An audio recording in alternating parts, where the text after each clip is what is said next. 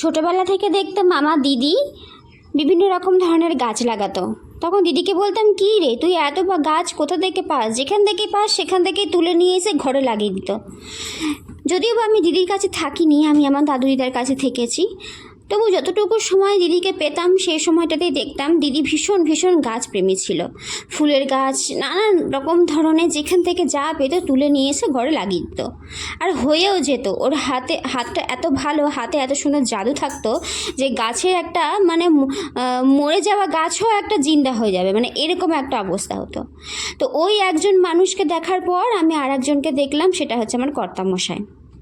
আমার কর্তামশাইকে দেখি যেখানে যা গাছ পাবে, সেটা ফুলের গাছ হোক, সেটা হোক বা পাতাবাহার গাছ বা যা কিছু, বন্ধুদের বাড়ি থেকে কিংবা বাইরে যখন কাজে যায় তাদের কোনো কলিগের বাড়ি থেকে, যেখান থেকে হোক, বিভিন্ন রকম ধরনের গাছ কালেক্ট করতে ভীষণ ভালোবাসে।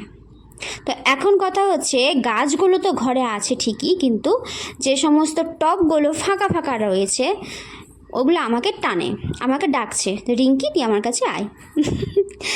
মজা করলাম। আসলে কী বলো তো, আমি যে ফাঁকা জিনিসগুলো দেখি এটাতে মনে হয় আমি কিছু একটা করব। তো সেই সময়টাতে আমার দিদি, আমার বোন, আরও দিদির বান্ধবীরা আমাদের মালদা থেকে আমার বাড়িতে আসার কথা ছিল। তো সেই সময়টাতে আমি ভেবেছি কী করব, ঘরটা তো সাজাতে হবে সুন্দর করে, চটজলদি কিছু তো একটা করতে হবে।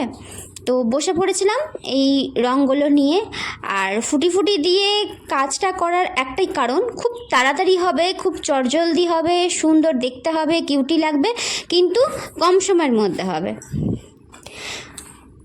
তোমরাও যদি এরকমভাবে চটজলদি খুব কম সময়ের মধ্যে কিছু ডিজাইন মাথায় যদি আসে তোমাদেরও, তাহলে আমার সাথে শেয়ার করো, অবশ্যই শেয়ার করতে ভুলো না। আমি যেরকম তোমাদের সাথে শেয়ার করি তোমরাও আমাকে জানাতে ভুলো না, এটা আমি আশা করব তোমাদের কাছ থেকে।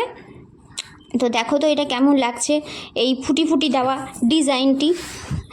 আর এই তিনটে টপের মধ্যে কোনোটার মধ্যে কিন্তু একটা রং মিসিং আছে, সেটা কোন রং মিসিং সেটা কিন্তু দেখে বলতে হবে। একটা রং আমি দিইনি, কিন্তু আবার একটা টবে দিয়েছি। এবারে আসি, এই যে ওপরটা দেখছো বিভিন্ন রকম ধরনের কার্বলিক অ্যাসিড, ঝাঁটা, তারপরে আরও বিভিন্ন রকম টুকটাক জিনিস, এগুলো আমার ওপর দিকে রাখা ছিল। তো এগুলো আমি পরিষ্কার করলাম। আর কার্বলিক অ্যাসিডটা বাচ্চাদের হাত থেকে খুব সাবধানে রাখতে হবে। আমার ঘরে যেহেতু একটা ছোট্ট পাড়া, কিউটি পাড়া, দুষ্টু মিষ্টি আমার ছানা আছে, তাই জন্য কার্বলিক অ্যাসিডটা ওপরে তুলে রেখেছিলাম। আমি এখনও আবার তুলে রাখলাম অন্য দিকে সাইডে সরিয়ে, যেহেতু আমি এখানে গাছের টবগুলো রাখবো বলে। আর সাইডে যে তোমরা দেখছো মানি প্ল্যান্টের যে একটা টব, সেটা কিন্তু একটা কোনো টব নয়, সেটা ফাটা মগ। রান্নাঘরে ফাটা মগ ছিল, সেই ফাটা মগটাকে আমি এখানে গাছে রেখে দিয়েছি।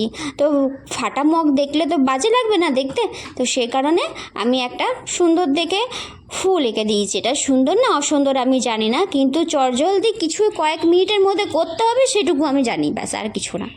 তো একটা ফুল এঁকে চারিদিকে কয়েকটা গাছপালার এঁকে দিয়ে, তো সাদা কালার ওপরে আমি ওটা করে দিয়েছিলাম।